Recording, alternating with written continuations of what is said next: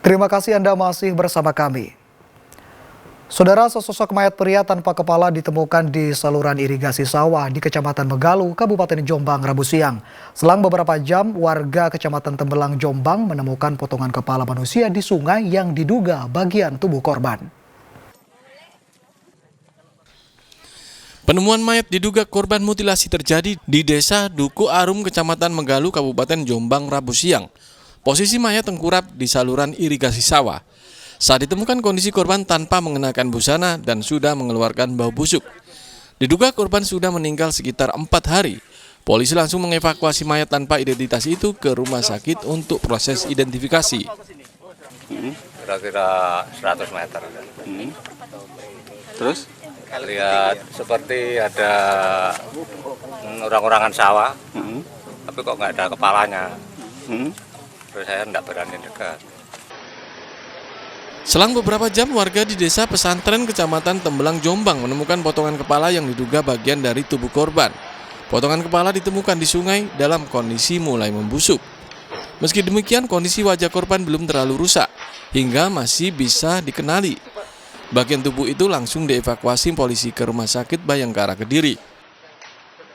Berharap dengan hasil otopsi nanti bisa memastikan apakah benar itu kepala yang kita temukan dari mayat pertama atau tidak.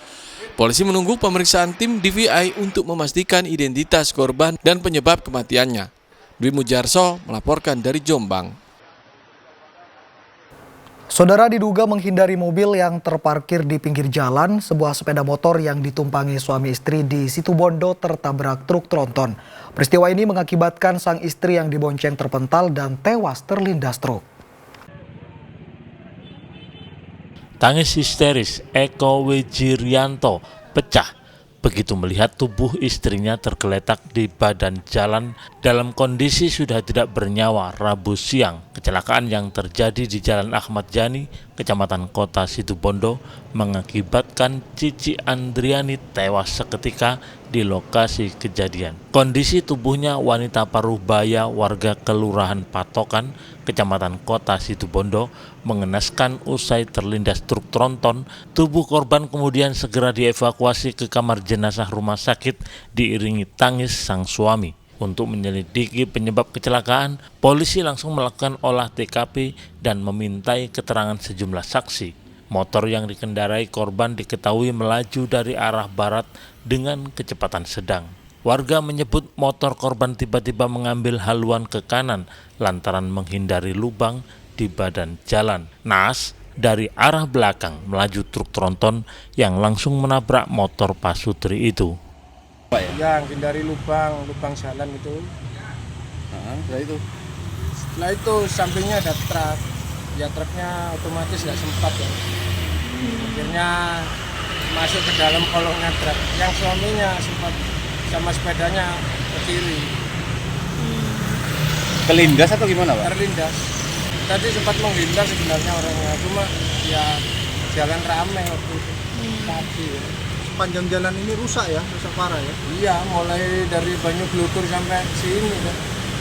Namun polisi berpendapat beda. Hasil olah TKP motor naas itu merubah haluan ke kanan untuk menghindari sebuah mobil yang parkir di bahu jalan. Setiba di TKP, kendaraan R2 menghindar karena di tepi kiri jalan ada kendaraan minibus atau kendaraan mobil yang parkir.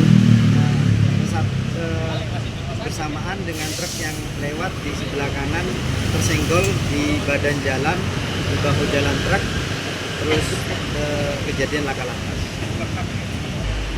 Jadi pemicunya bukan dari jalan berlubang kan? Bukan dari jalan berlubang, pemicunya dari kendaraan R4 atau minibus yang parkir di bahu jalan. Kasus kecelakaan ini masih ditangani unit Gakum Satlantas Polres Situbondo. Polisi juga mengamankan truk tronton yang menabrak korban dan memeriksa Nizar Fahmi, sopir truk warga Kediri, Jawa Timur. Tommy Iskandar melaporkan dari Situbondo. Saudara, sekelompok anggota silat kembali bikin onar dengan menyerang pengunjung sebuah warung kopi di Surabaya. Kelompok pesilat tersebut juga terlibat bentrok dengan warga yang marah karena ulahnya hingga mengakibatkan satu orang terluka parah menjadi sasaran setelah tertinggal dari rombongannya.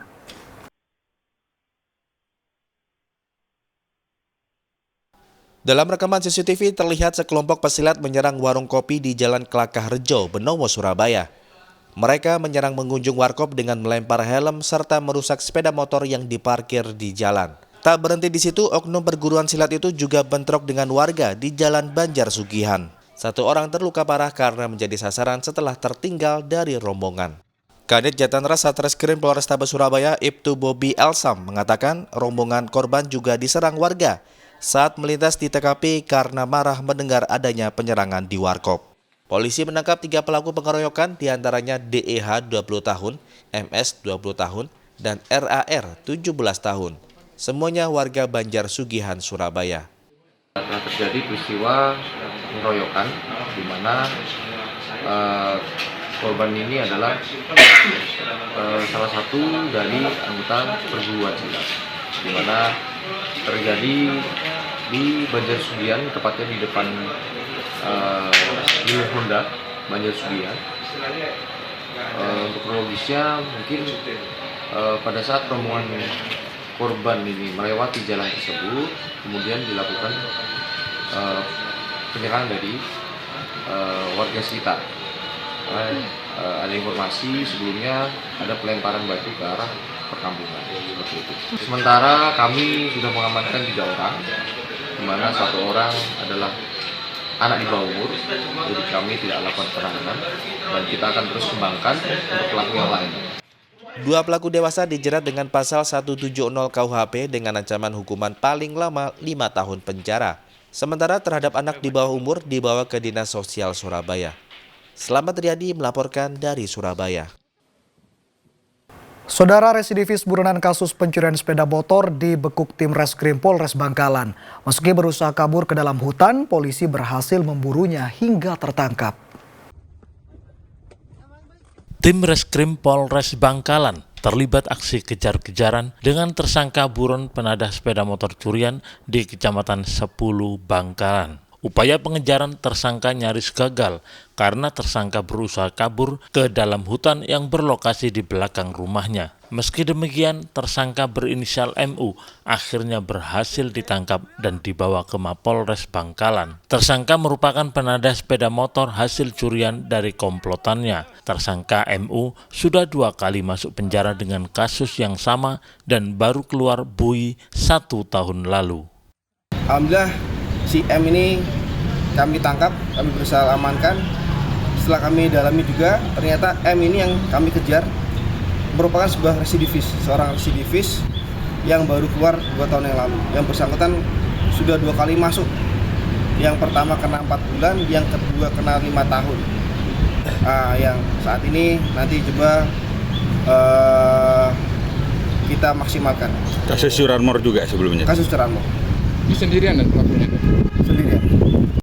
Pengapnya jeruji besi penjara tidak membuatnya jera. Kini akibat perbuatannya, tersangka dijerat pasal 363 KUHP dengan ancaman hukuman 7 tahun penjara. Nia Karunia melaporkan dari Bangkalan. Saudara, 2 pria nekat mencuri motor di area parkir gelanggang olahraga atau GOR di Kabupaten Tuban. Dari rekaman CCTV terlihat pelaku sengaja mengincar motor yang tidak dilengkapi kunci ganda.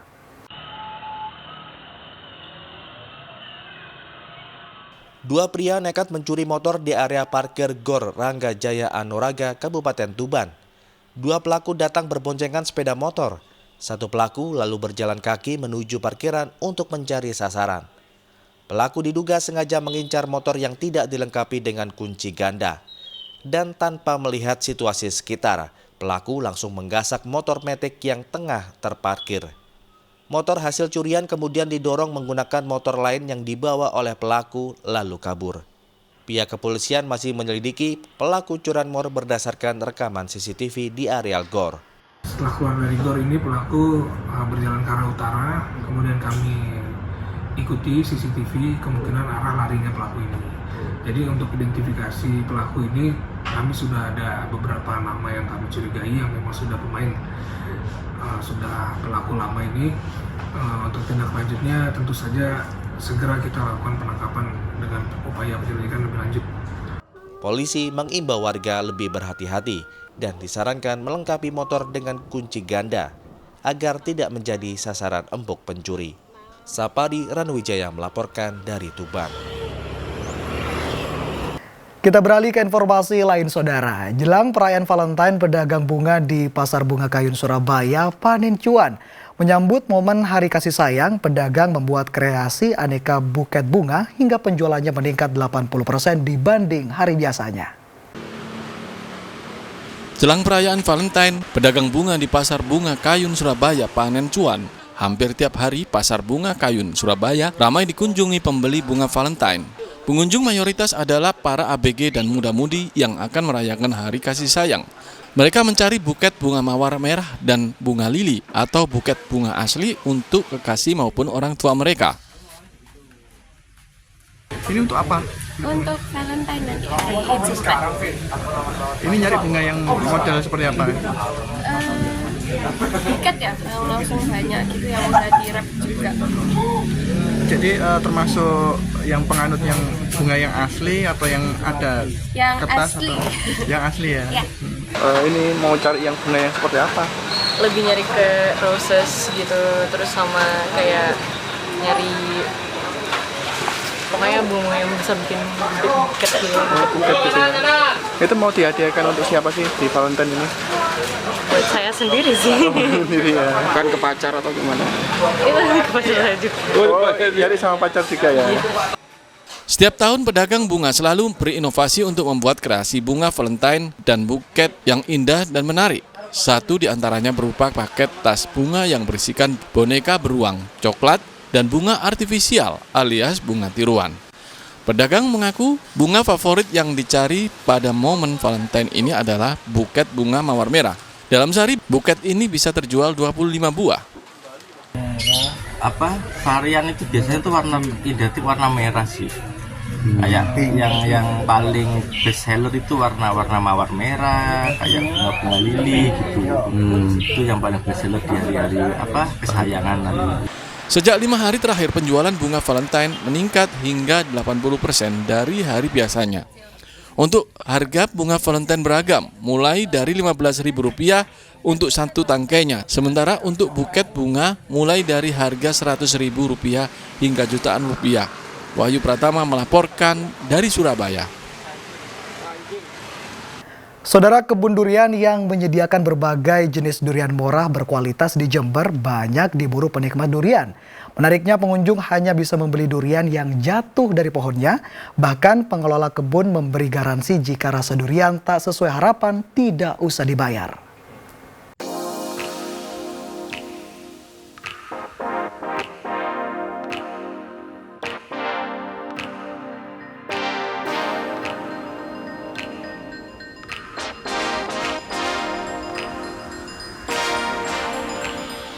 Sepintas kebun durian di Desa Sabrang, Kecamatan Ambulu, Jember ini seperti kebun durian pada umumnya.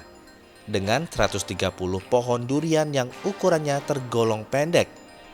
Kebun ini ramai didatangi pembeli seiring tibanya musim buah durian. Ada berbagai jenis durian yang ditawarkan, mulai dari musangking, montong, hingga durian hitam. Buahnya yang lebat menjadi daya tarik tersendiri para penggila buah berduri itu. Uniknya pengelola hanya menjual buah durian yang telah jatuh dari pohon, agar pengunjung mendapatkan buah durian yang berkualitas sehingga menciptakan sensasi berbeda bagi pengunjung. Iya, kebetulan dekat dari rumah Mas, kebun durian lagi viral ini. Dengan siapa ke sini Bu? Dengan anak-anak barusan, dengan anak-anak. Dapat Bu? Alhamdulillah dapat. Karena kemarin tuh kesini tapi udah kehabisan, karena kalau nggak jatuh nggak dijual, kalau nggak jatuh nggak boleh dibeli. Nah, akhirnya alhamdulillah nih tadi kok nemu yang baru jatuh dari pohon Mas gitu. Jadi seneng banget rasanya. Menariknya lagi, pengelola kebun memberi garansi kepada pembeli jika rasa durian tidak sesuai harapan, tidak usah dibayar.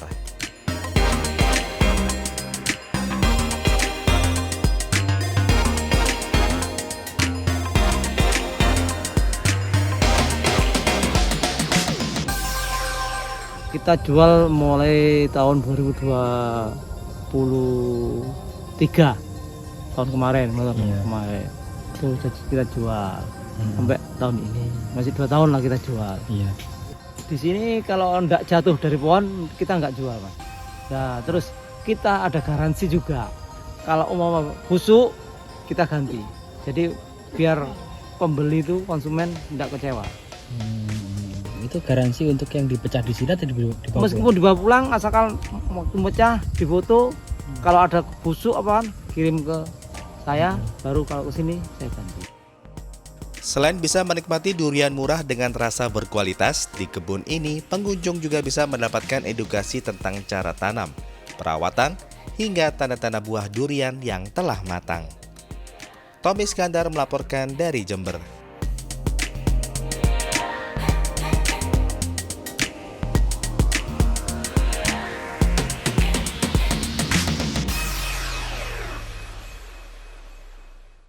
Saudara, informasi tadi sekaligus mengakhiri kebersamaan kita di Liputan 6 Daerah Jawa Timur hari ini. Atas nama seluruh kru yang bertugas, saya Imam Fawaid mengucapkan terima kasih atas perhatian Anda. Selamat beraktivitas dan salam SCTV.